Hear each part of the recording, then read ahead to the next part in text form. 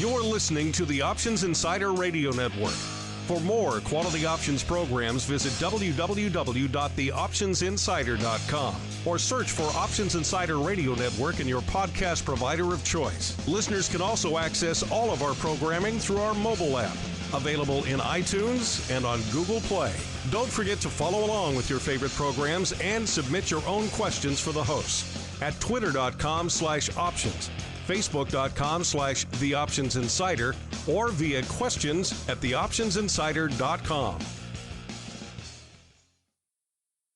And now, it's time for the show that breaks down the options market, from unusual activity alerts to market analysis, strategy overviews, listener questions, and much more. If it involves puts and calls, then our all-star panel will break it down. It's time to hit the option block with your host, Mark Longo from the Options Insider Media Group, and co-hosts Uncle Mike Tussaw from RCM Asset Management, Andrew the Rock Lobster Giovinazzi from OptionPit.com, and Mark the Greasy Meatball Sebastian from OptionPit.com.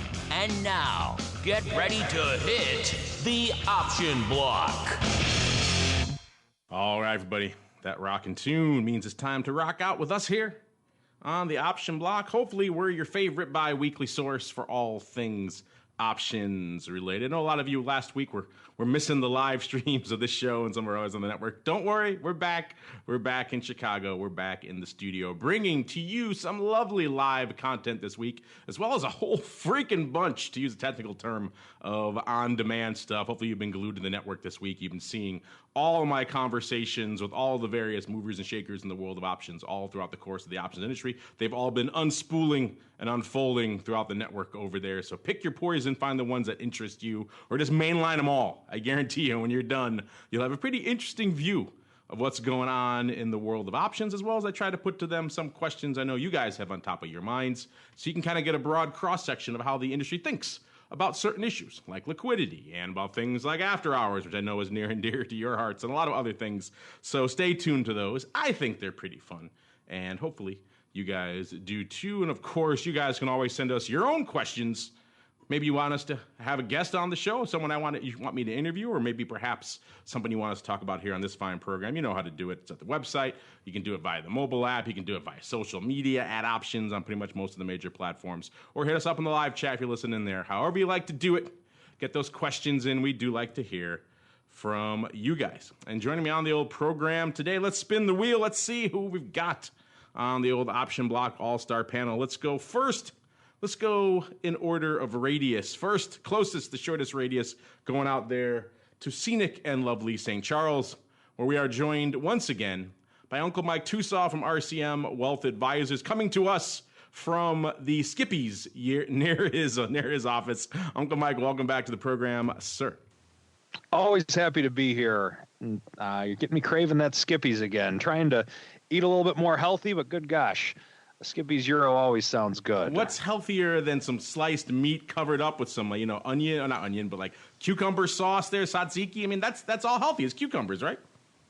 There you go. Nothing but health. PETA, pure health. So, yeah. If you come back to St. Charles sometime, Mark, I'll show you even better restaurants.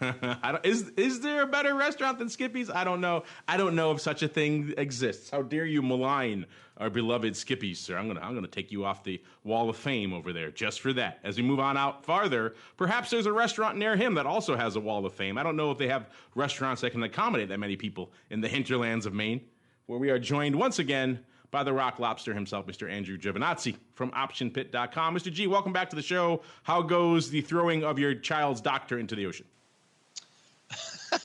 No, all the children are alive, although they are running through the woods with airsoft guns. So if you're within, I would say, a quarter mile of my abode, you have to be careful.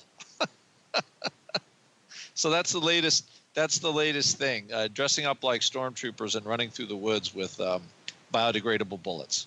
Nothing better than a little bit of, they're just guarding the property, right? They're just guarding the premises while you're doing the show. A very able job on their part. We'll see if we can do it justice as we keep on rolling right on into the trading block.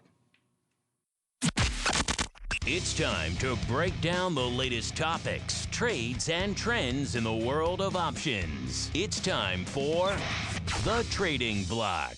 All right, everybody, welcome to the Trading Block, the portion of the program where we break down what was moving, what was shaking, what was lighting up our personal tapes, aka what was trading. Another interesting day out there, listeners. We know a lot of you have been waiting for that nice, rich, steep contango to make its way back into the VIX futures, for the VIX cash to come down, for that nice erosion to kick in on products like VXX and others. And if you're in that camp, and I know a lot of you are out there are, then you probably had a bit of a smile on your face today, with most of the major indices ending up firmly in the green, up around 1% or somewhere in that neighborhood. That all that green, of course, means VIX cash taking a little bit of a breather, hovering, getting down, breaking through the 13 handle at one point. How low did we get to? It got down to 1292 on the cash land before settling out right around that 13 handle. So for all of you who've been wanting all that juicy erosion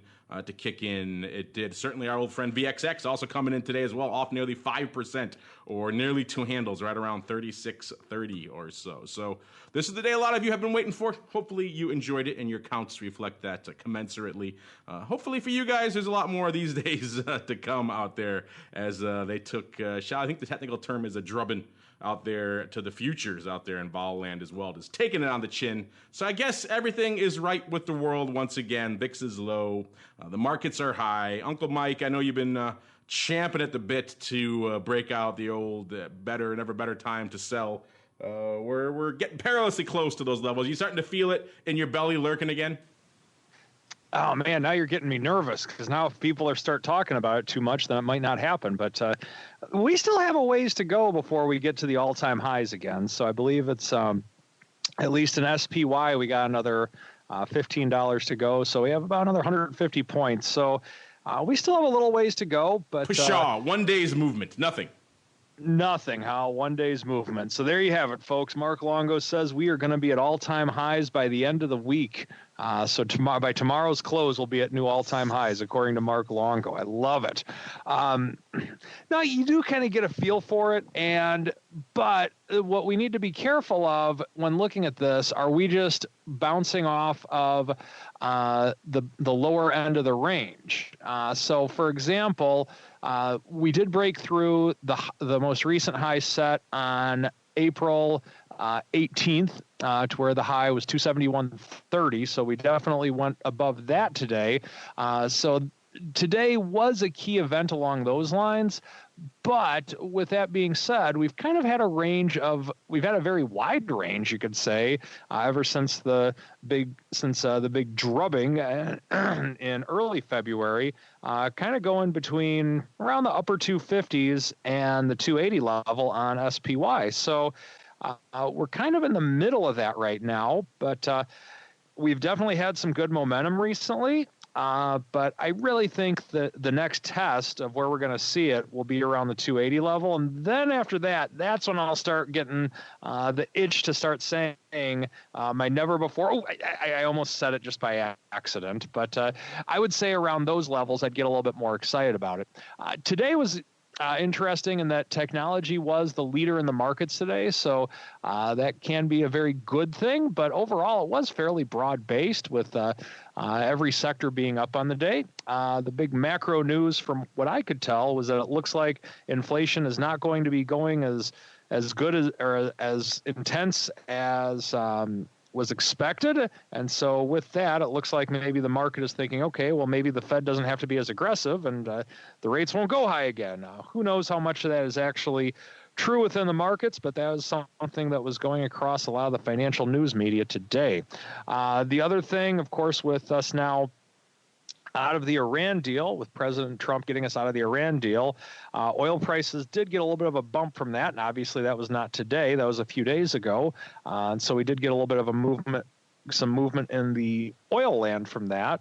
But with that, oil stocks still were higher on the day. Not quite as high as what technology was, but we can still keep an eye on that because the combination of us having a bullish market and the fact that we have reason to believe that oil can go up actually could be a catalyst for a multi-leg catalyst for the market going higher. I remember oftentimes when I would do presentations years ago, and I would say sometimes with oil going higher, it could actually drive the market higher indirectly. And when oil prices were high and the market was going high at the same time, no one believed me. They were just angry because they had to pay more at the pump.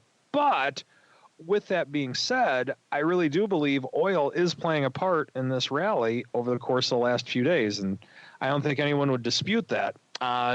And I'm excited to hear about Andrew's take on what's going on in VIX land today. So with that, I will give it back to the host. And Mr. Rock Lobster, you know your crazies, your hardcores, call them what you will in the old pitch chat. This is one of those days they probably have been setting up for and waiting for, the days when VIX retreats a little bit, when VXX gives back to the masses. I know just by looking at a variety of people in the vol space that this has been a day a lot of people have been licking their chops for. Sir, have your hardcores been lining up for this one too? And how are those VXX Jan 10 puts looking, sir? The Jan 10 puts are gaining in value. Puts all over the place are gaining in value. Vol newsletter, or my little Vol newsletter is doing better. I think I've gone to 11-3 now on trade since we started, so that's not bad. So as far as how this is playing out, what it's playing out is the market is now going back to, is Donald Trump a single-digit president? The curve is coming in, the whatever economic worries, and, I think that we just had several dislocations. You had interest rate worries. Normally I'd say vol spikes into zone 3 or 4 need 3 real shocks. We had trade worries, we had inflation or interest rate worries, we had, who was probably one of the smarter, chairman of the Council Economic Advisor guys leave, but Munchin's still there. Gary Kahn left. So all that stuff just got everybody nervous when we were at all-time highs. And, maybe just a little selling because we were up 5% in January or something like that. I remember Tusa having to sell his calls and hide under the desk because he didn't know what else to do. The rally was so fierce. So probably a good problem to have. But from a vol point of view, it's starting to price a little business as normal again. So all of the vol trades that might have worked in February and March or even in April for the most part are going to have a harder time now, and you have to sort of flip your brains to a market moving kind of up to sideways, which generally is hard on volatility and is very hard on the vol products in general. A lot of interesting trades in VIX and VXX and UVXY and stuff like that right now, except for SVXY, which those idiots at ProShare killed. But other than that, I think we're going to see at least the market is starting to price. We're looking, it's May 10th, and I think we're looking at the middle of June, and people are like, well, the earnings were pretty great. So what do we do? South of a really some kind of surprising announcement, maybe all these investigations take a bad turn or something like that, but they seem to be getting discounted a little bit. Their market is starting to, play business as normal. Now the 12 handle was B zone 1 for me, which is the lowest quadrant of volatility, and we're still not really in that yet. Although tried banging on the door today a little bit, but I'm just trying to see if we close in the 12 handle, because that would be the first time since January. So it's always significant when vol gets low or touches a new low, just like when it touches a new high, because it's that much easier to go to the next level, which one way or the other. So we're looking at this and saying, oh my gosh. So yeah, so it's been a good day let's just say it's been a good day for the option pit faithful. There you go. They got to get in on that newsletter, right? They too could be riding Them juicy VXX puts all the way to gravy They train. could. Isn't that how that works? You get the newsletter, you get the puts, you get the Lamborghini. That's the 3-step process, right? I believe that is, although we can't advertise it like that, it could be done that way. You could at least very rent a well nice Lamborghini the next time you're in Vegas. How about that? At least, for a day or two. Yeah, a few $100 extra in your pocket. There are worse things than that. But you're right. It has been interesting to watch. Speaking of things to watch, we're keeping an eye on Nvidia, listeners. Doesn't seem like they're popping off after the bell. Doesn't seem like, now it seems like they're moving a little bit. So we'll see if things are popping off here. Nvidia, of course, coming out after the bell. This is the name, we started talking about them a few years ago, back when they began their raucous rally, shall we say, around the CES of a few years back, when it seemed like everyone collectively awakened to the fact that, hey, everyone's going to need a lot of mobile chips going forward. And that really drove then, of course, their big pivot into all things crypto and the fact that these miners can't get enough of all of their video cards. It's buy them in bulk, in mass now. So a lot of things have conspired to drive NVIDIA on just the ridiculous, some might even say redonkulous run that it's been on over the past few years. Coming into today, let's see, they closed out today right around 260 and change, up about $4.5 or so, right about, not quite 2%, about a 1.7%. They were pricing in right around $17 for that straddle, so a little over 6, about 6.5%. And let's see, so far in the after hours, I don't think the market has really digested what's being said over there yet, because it's only up about a handle, so fraction of a percent up there, right around 261.15 or so. So we'll keep an eye on this one. We'll come back to it as NVIDIA certainly seems to be priced to rock and roll a little bit. But I wanted to hit on a couple of things, guys, because I didn't have a chance really on Monday's show. We had a lot going on then to really talk about a little bit about what we talked about with the conference, of course, like I mentioned at the top of the show. I did a lot of audio down there, so you guys can tune into all that at your leisure. When you're working out, commuting, however you want to listen to it, to catch up on all the big issues going down there at the conference. But before we went down there, we asked you guys, hey, what would you like us to talk to these people about when we go down to this conference? What's on top of your mind? Gave you a bunch of different choices.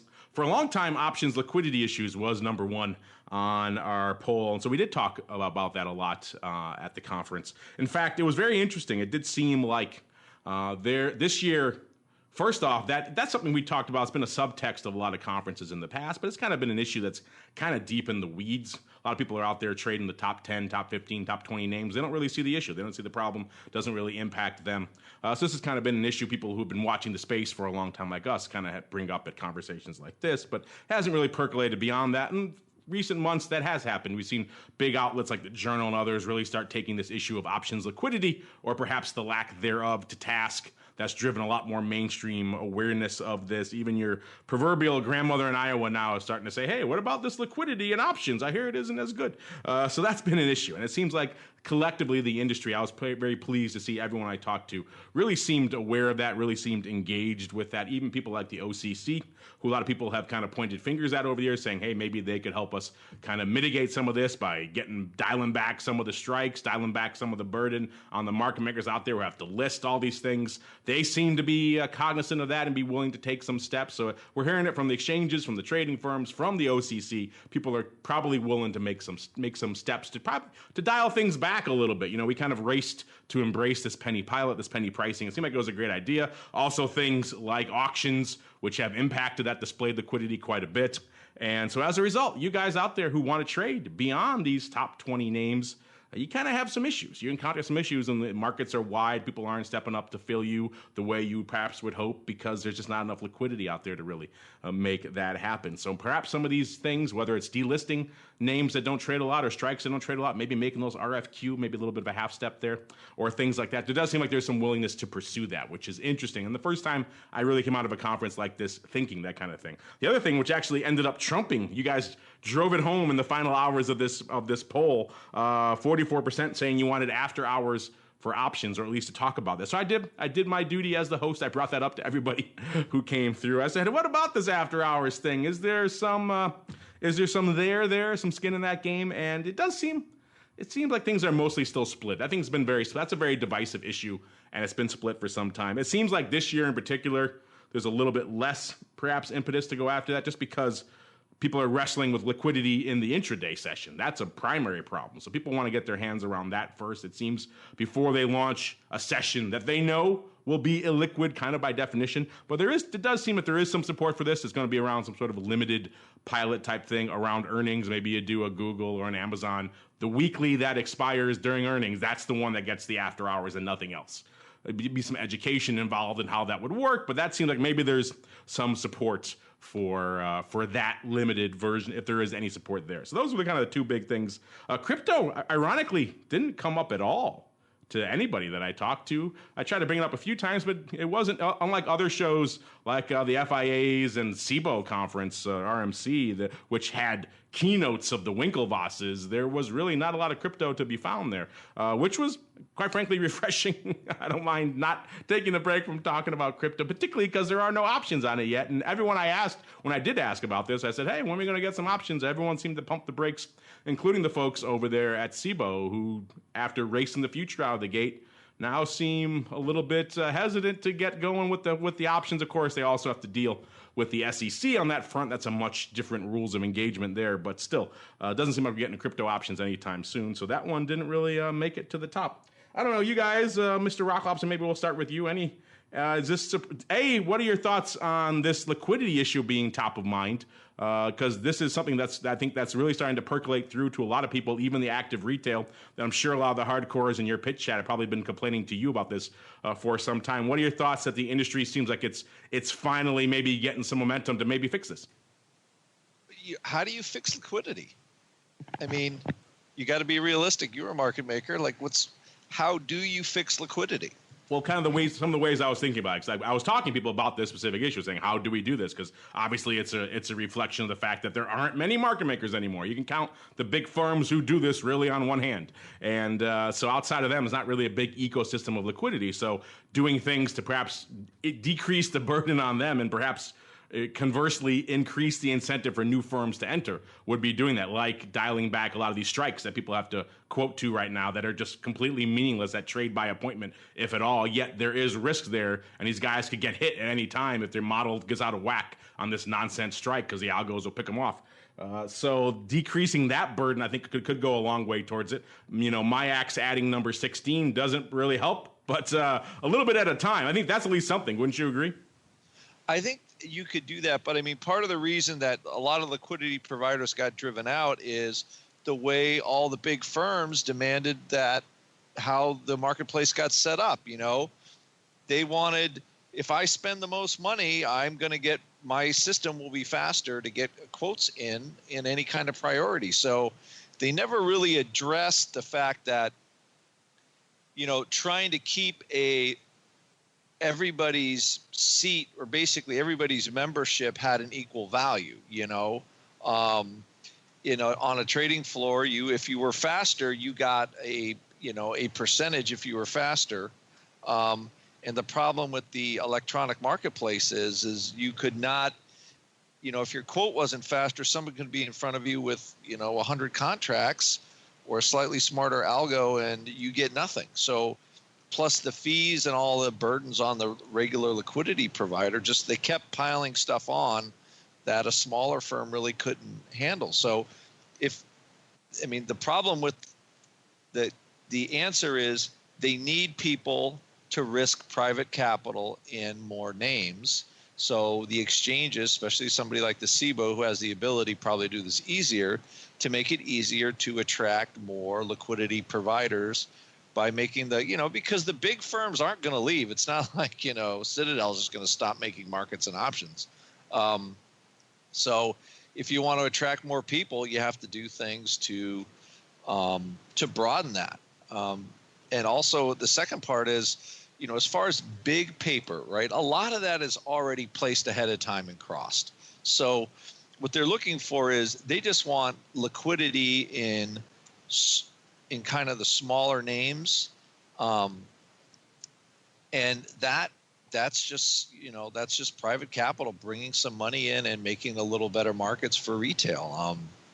And the exchanges, at kind of toward the end of the cycle, all the exchanges are just piling fees on the liquidity provider. The big firms could handle it, but the smaller ones couldn't. So, they're all public companies now. They could easily adjust their fee structure a little bit to accommodate things. Payment for order flow was another killer.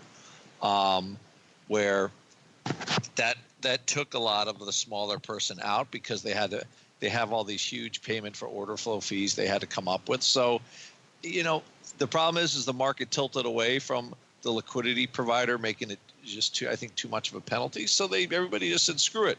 We'll just be market takers and just pick our spots and just wait till something's good, which if you're a professional trader is fine. But when you're a retail guy trying to buy a 10 or 20 lot or something like that, might not be as good.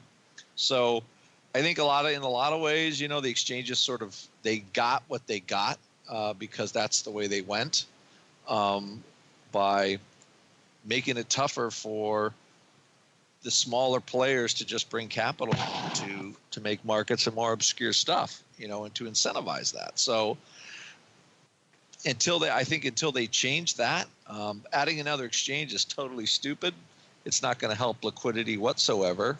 If anything, it just makes another exchange that's easier to cross options on, but that doesn't really add liquidity per se. So I think they have to start focusing on what brought liquidity in the first place. And if you only have 2 or 3 firms running it, if they're the only ones left making markets, they can pretty much do what they want. So until they address that issue, I would be surprised if it improves. Look at you, just crapping all over my parade here, sir. I was trying to come in with a nice positive tone, and your main cynic over there, just crapping all over it. But I'm with you. I know what you're saying in the sense that it did seem for a long time. It's one of the reasons I and many people got out of this business is that it did seem like the market makers were the one pillar of the options market that everyone would line up to just take a crap on. Pretty much they were the ones everyone could abuse and beat on with taxes and different spreads, and you try out your pennies and the PFOF and all this nonsense. And it was just one thing after another, and they said, let's just dump it on the market makers. They can handle it. And then one by one, guess what? They all got out of the business. And so I'm with you. It didn't seem like there was that collective incitement or intention there to really reverse that thinking. It seemed like, the order flow providers and the exchanges were kind of primary there, and the market makers were kind of the redheaded stepchild there. But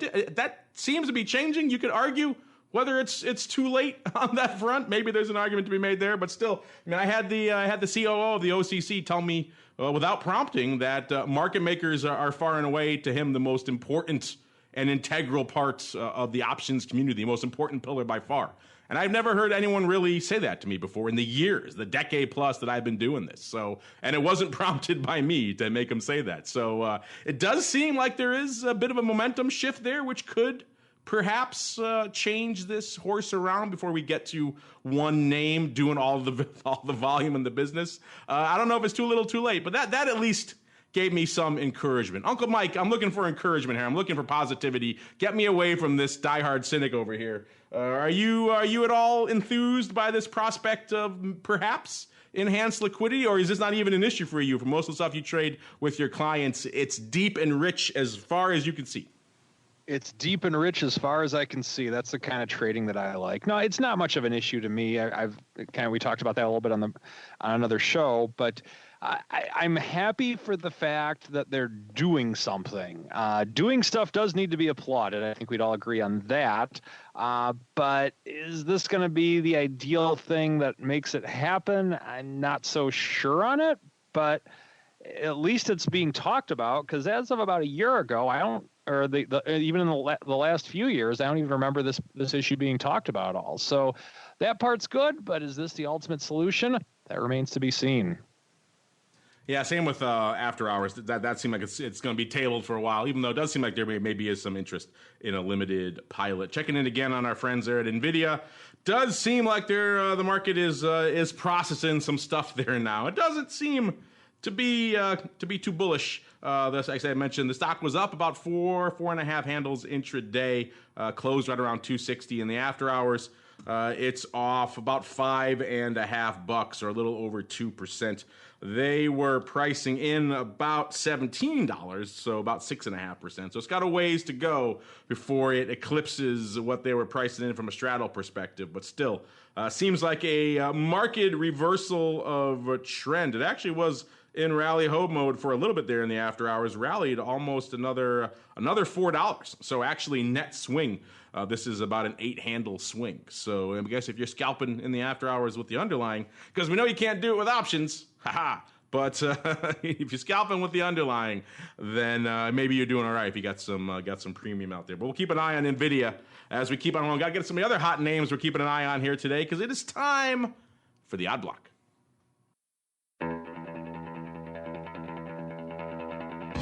It's time to break down the most interesting, unusual, and downright questionable options activity that's been identified by theoptionsinsider.com.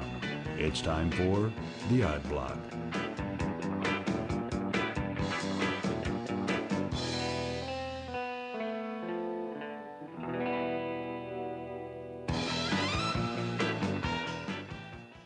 All right, everybody. Yup, it's Odd Block time. It is time to break down the weird, the wild, the wonderful, the mysterious, the just freaking crazy paper that is lighting up our collective tapes over here in the world of options. And you know, we like to kick things off. What time is it, the start of the Odd Block? Well, of course, it's Tesla mystery put time.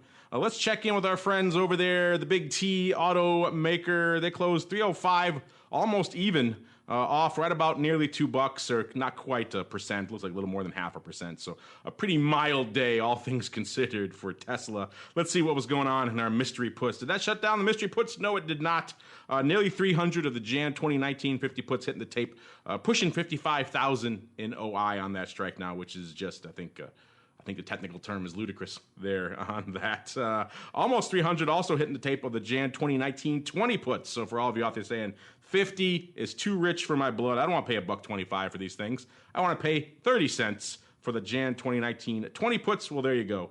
Now you've got your action out there. Let's also move on to the other Jan that people like to trade, because no one's touching June, no one's touching Aug in 2020. Everyone's playing in Jan.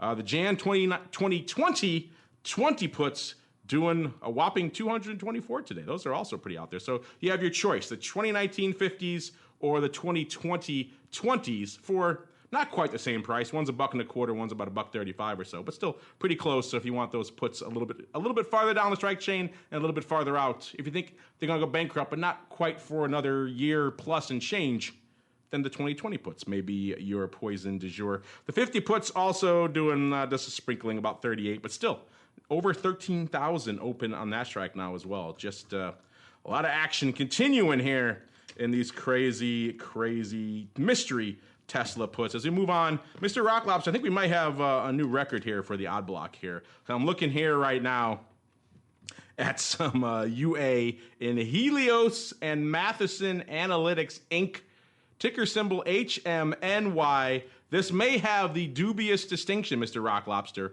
of being the cheapest stock we've ever profiled here in the Odd Block. Do you want to know before you look? Do you want to take a guess where HMNY closed today, Mr. Rock Lobster?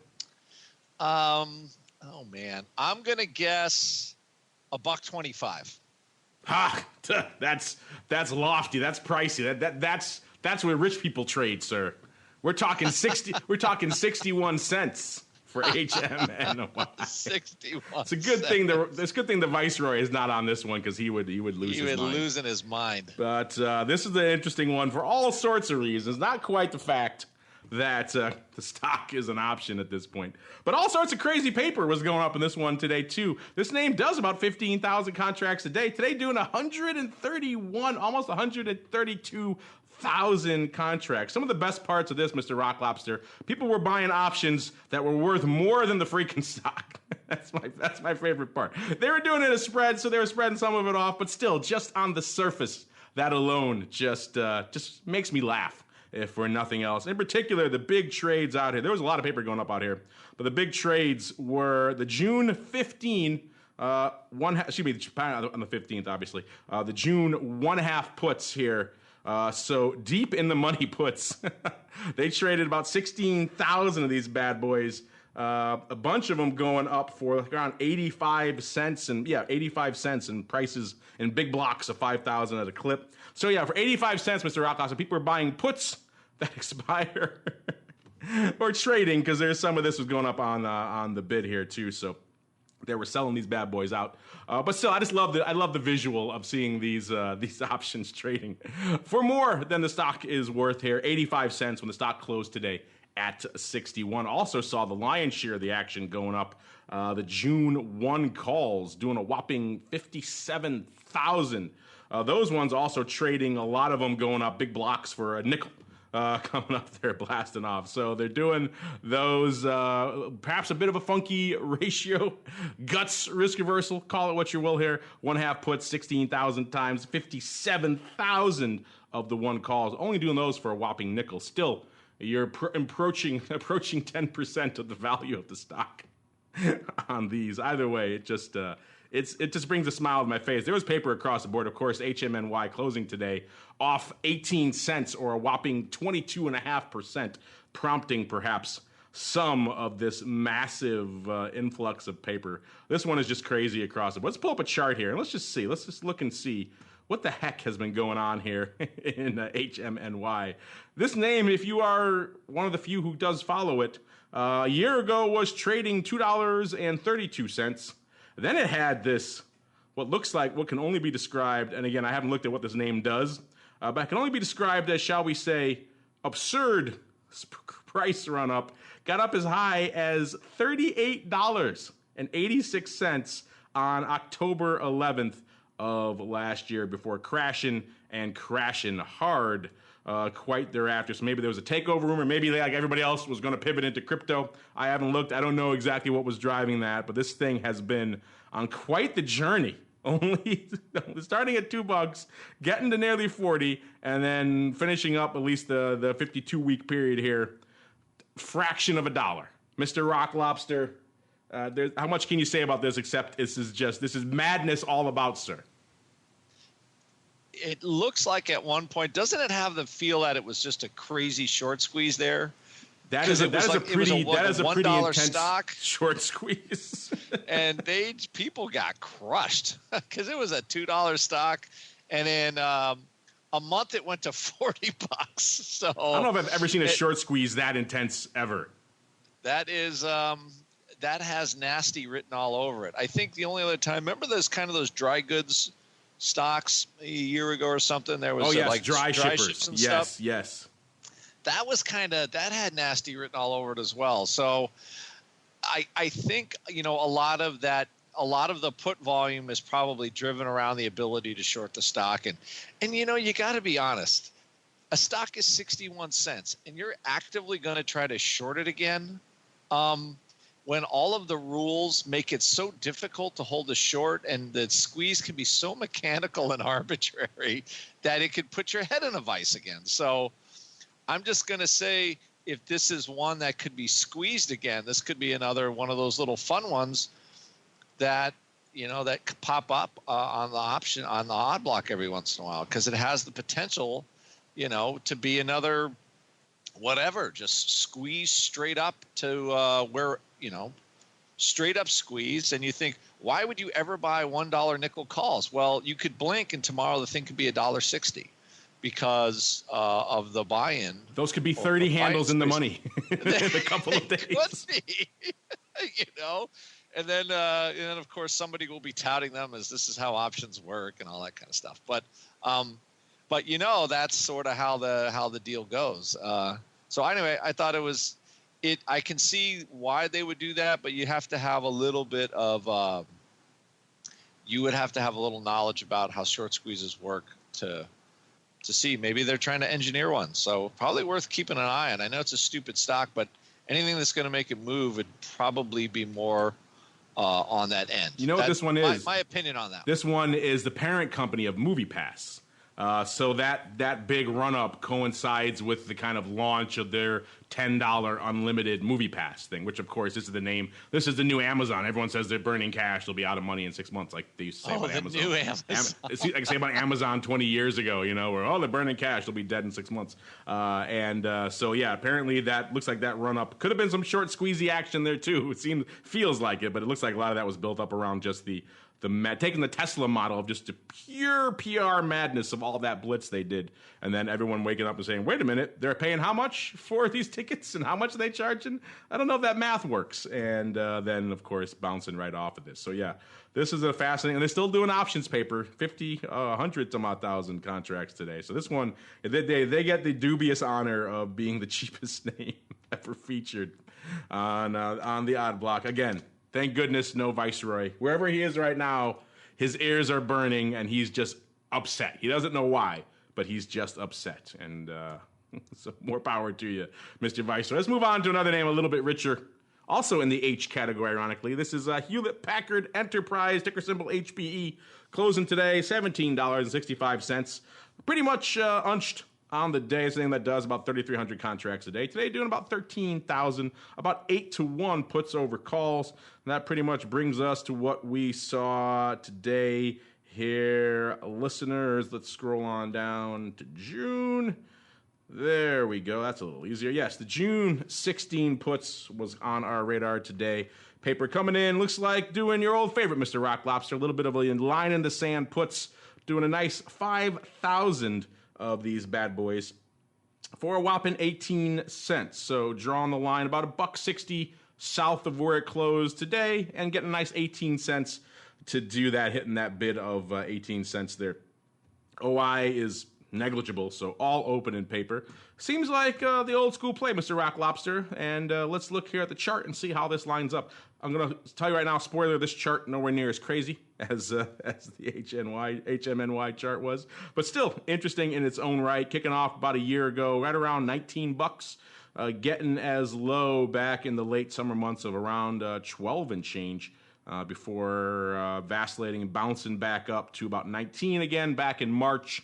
So it's kind of been all over the place. Now we're a little bit shy of that lofty level. So someone obviously looking and saying, you know, I don't mind this 16 and change level here in HPE, and I'm willing to put my money where my mouth is 5,000 times and perhaps get paid to do it. Mr. Rock Lobster, what say you on this perhaps line in the sand here in HPE? You know, the line in the sand trades actually, when you've gone back, they've actually done pretty well. The people who have drawn the line in the sand have made surprisingly very good. They have used their toe well, I would say, on that. So this does have the feel of it. Again, I always think of for me, it's always a margin question. Like you got to put all this margin up to make 18 cents. It's at least on this one, it's 1% of the value of Hewlett Packard. Is this the ink one, or is this what part of Hewlett Packard is this? Is it the one with I can never remember. I don't know. I was looking into that myself. Is it the printer one? Is it the one that owns Perot Data Systems? Is it the one that makes the most expensive commodity on planet Earth? Yes, the ink. Like the $20 for the little thing of ink. But it does have that line in the sand feel. And if history is a guide to all the line, I know if you probably searched all the line in the sand put trades, they were pretty good at the bug call on the bottom. Just that is not a scientific research. That is a cursory glance at this type of trade. But normally the stocks have really gotten beaten down, and somebody's looking to score, little score that is. So Mr. Rock Lobster says, if I'm reading you right, blast away on Dow the money puts. What can go wrong, right? Exactly. Nothing can go wrong selling a put for 18 cents. Nothing. There is literally no downside to that trade. It is free money. It is 18 cents in your pocket 5,000 times. What sort of madman wouldn't take free money when it was handed to him? We'll make a note of that. You're right, though. We have gone back and looked at a lot of these, not all of the line in the sand puts, obviously, but a lot of them. And you're right. For the most part, the underlying has never really threatened. So I guess it kind of depends on your outlook. If you think if they want to buy the stock, then they did not get it. But if they want to keep that nice little premium and write the trade again, then in that case, it did work out. So two ways to look at that. I guess the glass half full, the glass half empty there. Mr. Rock Lobster, we know which side of the glass you fall on as we move to our final name here. This is the one we talked about. It's been a while, but we used to talk about this one a lot. This is Nabors Industries Ltd. This one, MBR, closing today $7.92, off about 11 cents, or about 1.5%. This one would have been our cheapie of the day, but HMNY stole that thunder. This name does about 6,300 contracts a day. Today, doing about 19,500, almost 10 to 1 calls over puts. And looks like pretty much all that paper going up here in May. We saw, in particular, the May 7.5 calls first caught our eye. A block of 5,000 going up. Paper pretty much looks like lifting the offer close to it for about 5,000 contracts for 39 cents over there on the Philly. The day went on, a total of about 8,000 and change went up. Also worth noting, about 4,400 of the 8s going up today. Not much open interest on the 7.5s. But there is about 4,000 open on the 8s, so it is possible. Let me dig in here on the 8s really quick and see what we see, because these obviously went up a little bit later. Looks like actually it was a lot of a buying paper of these, so maybe perhaps rolling down a short from the 8 strike down to the 7.5 strike. Looks like a lot of small lots buying these for 300, 200 at a time for around 20 cents on these 8s here. So it could be perhaps rolling down that. I mean, the net number is too much for the OI, but, you know, close to that, it could be indeed perhaps rolling down. And then deciding for whatever reason to do 2x of them. But, or it could be perhaps additive ratio stupid paper, as an Uncle Mike loves to see out here. Let's pull up a chart here, a good old MBR, and see how it's been. It kind of looks like a little bit of a trough here, this chart, listeners. Kicking off a year ago, right around 10.5 bucks. Getting down as low as about 5 and change, 5.38 or so back in December of last year, and then rallying up to where it is right now, right around 8 bucks. So we're kind of on the uneven upward side of that right end of that trough there. And someone, at least on the surface, liking some of these calls, Mr. Rock Lobster, at least the 7.5s, doing about 8,000 today. What's your take on Nabors and indeed this little call palooza we got going up here? You feeling roll down? What are you feeling here? Well, I'm feeling with these energy companies, I have to be honest, I'm pretty bullish on them. Low vol, low stock prices. They really haven't picked up. Oil is $75 a barrel, and they're all just kind of just dying on the vine still. I mean, they're not $3 anymore, you know, or PBR like Petrobras, that was a $3 stock. It's what, 15 or 16 now. This stock still has not gotten out of the basement yet. So overall, I like these. I actually am long a lot of calls and a lot of these names for long term, like 6 months out type stuff. Just gonna let the movie play a little bit. I think the vol is nicely priced in a lot of this stuff long term, a lot of bang for your buck. So I like this as an idea, and I think they're just, you know, it could be a little bit of a call, a little bit of a rolling deal. Not quite sure on this one why you'd want to roll down to the money. So I'm a little confused on that, unless they got ahead of themselves because they're running out of time in the May cycle. So it seems like they want a little bit more gas on this one, unless I'm reading that wrong. Does have that feel. I think some of those calls may have been you, if I'm reading between the tea leaves there. The Rock Lobster loading up on about 8,000 of the 7.5s and Nabors. We'll leave that to our imaginations as we keep on rolling into our final segment. Actually, second to last. We got still a little bit of time. Let's do a little quick on the mail. Quick hit on the old mail block. It's time to take your seat on the All-Star panel as we read your emails, tweets, Facebook messages, website comments, and much more. It's time for the Mail Block. All right, everybody, welcome to the Mail Block. Let's look here really quickly. We got some market manipulation going on here. We asked you guys at the beginning of the week. VIX at the time was back in the mid-teens. Now it is even lower than that. But we said, despite this VIX erosion, the vol space getting pretty hot again. People are starting to fire up, dust off some of these old VIX competitors, alternatives, shall we say, and see if there's room for them, particularly with some of these clouds swirling around the mothership VIX. So we asked you guys, all these volatility products trying to elbow their way into the VIX spotlight these days. Which do you think has the best chance of hitting it big with the traders. And with a couple of days left here, we gave you 4 choices. RealVol, which, as you guys recall, our old friends at formerly known as VolX, who do the realized volatility of the S&P. Then there's VolDex, which is effectively VIX without the skew, which, if you're buying what some of the media is selling about VIX and manipulation and things, maybe that's one that's up your alley, because it's getting rid of all those puts that are of such contentious issue these days. And then there's our new friend Spikes, which is actually an old friend reborn, which is kind of the essentially the VIX on SPY as opposed to SPX, or the loyalists out there saying none, there can be only one, and it is VIX.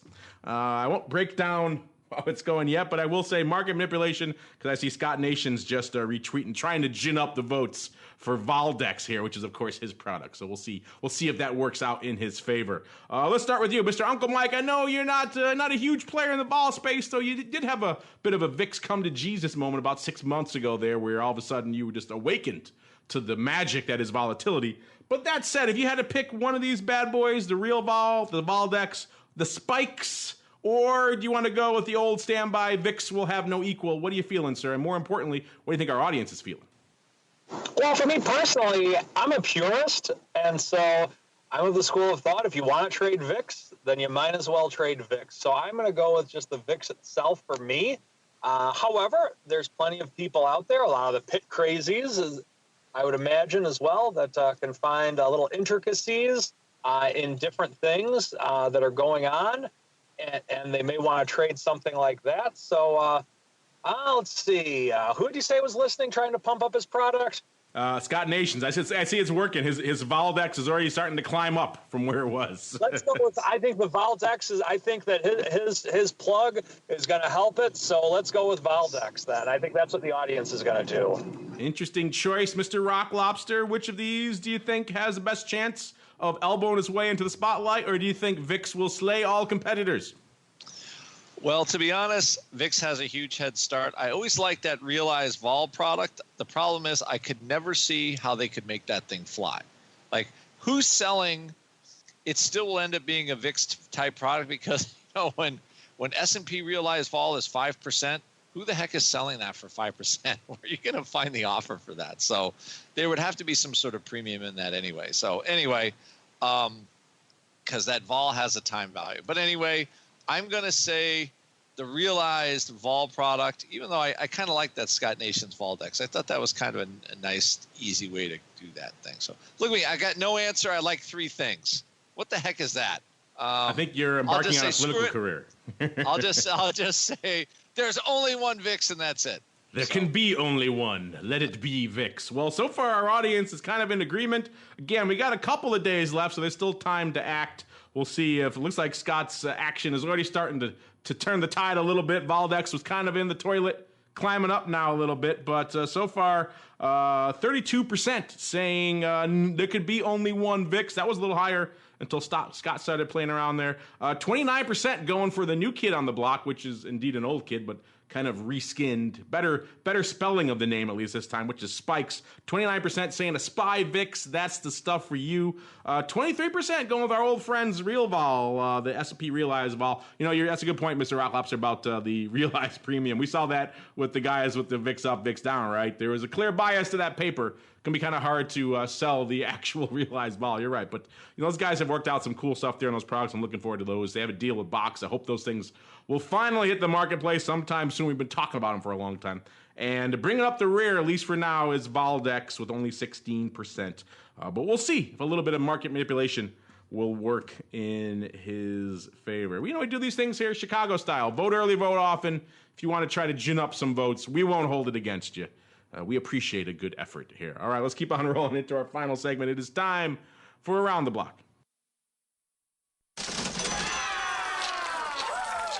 It's time to tell you what we'll be watching on our trading screens until the next episode. It's time for Around the Block. All right, here, checking back really quickly on our old friend Nvidia. They of the pivot to crypto fame, or at least providing products to crypto.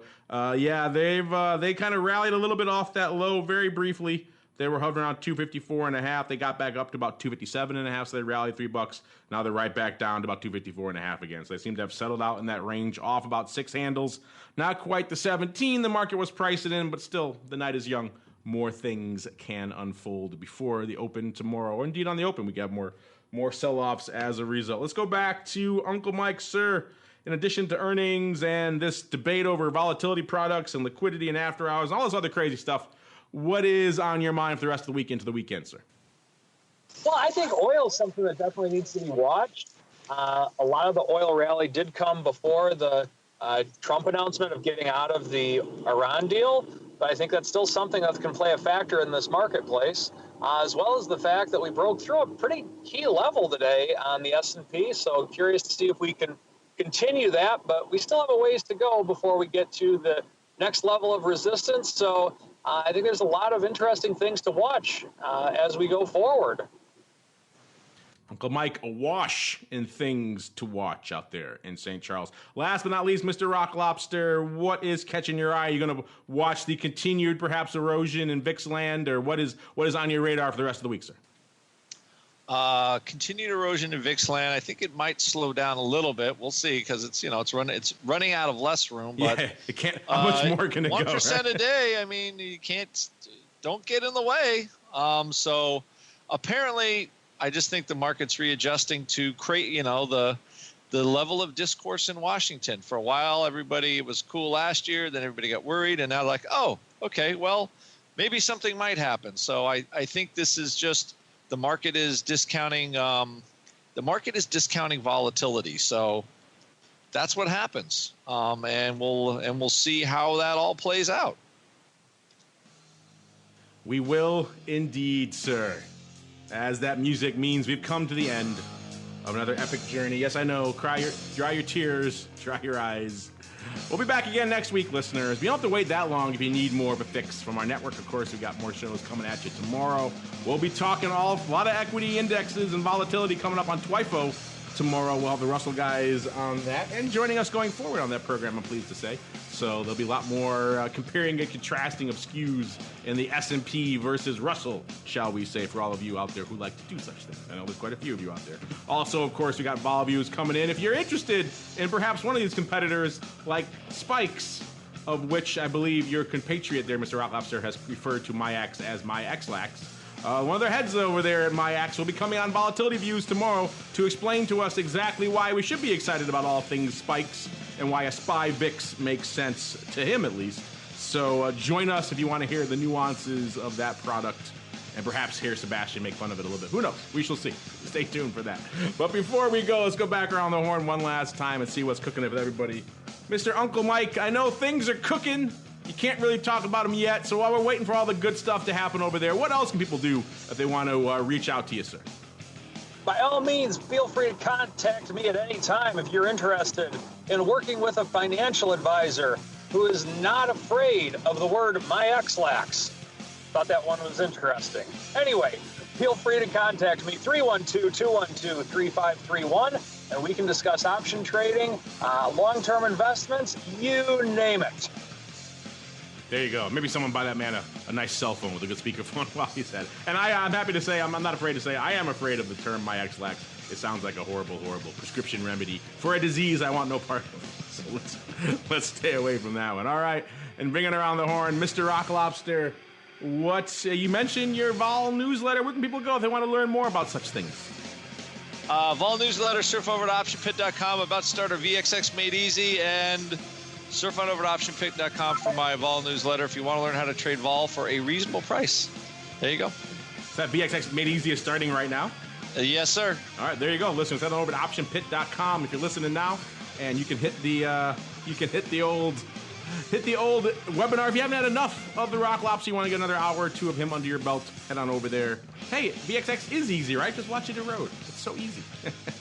All right, head on over there to optionpit.com to learn more. And on behalf of the Rock Lobster and Uncle Mike, and indeed myself, I want to thank all of you out there in the listening audience for downloading, streaming, and subscribing. All the fun stuff that you guys do. We love you. And stay tuned for more next week of the Option Block.